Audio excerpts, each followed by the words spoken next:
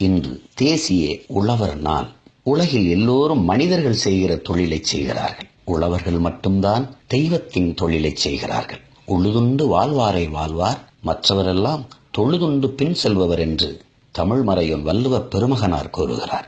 பசி வந்தால் மானம், குடிப்பிறப்பு, கல்வி, ஈகை, அறிவுடைமை, தானம், தவம், உயர்வு, தொழில் முயற்சி, காமம் என்ற உயர்ந்த 10 குணங்களும் பறந்துவிடும் என்கிறார் அறிவு மூதாட்டி ஔவை.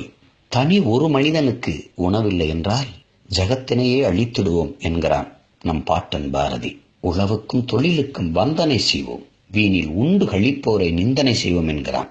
ஒரு மனிதன் என்றாவது ஒரு நாள் மருத்துவரை சந்திக்கிறான், என்றாவது ஒரு நாள் பொறியாளரை சந்திக்கிறான், என்றாவது ஒரு நாள் வழக்கறிஞரை சந்திக்கிறான்.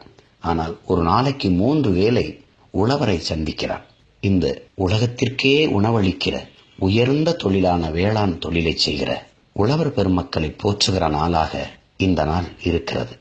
இந்த நாளில் உழைத்து உழைத்து ஓடாய் தேய்ந்து இந்த உலகத்திற்கு உணவை கொடுத்துவிட்டு ஒருவேளை சோற்றுக்கும் வழியில்லாத ஓல குடிசையிலே ஒடுங்கி கிடக்கிற அந்த ஏழை வேளாண் பெருங்குடி மக்களை நினைவில் வைத்து போற்றுவோம். நாம் தமிழர்.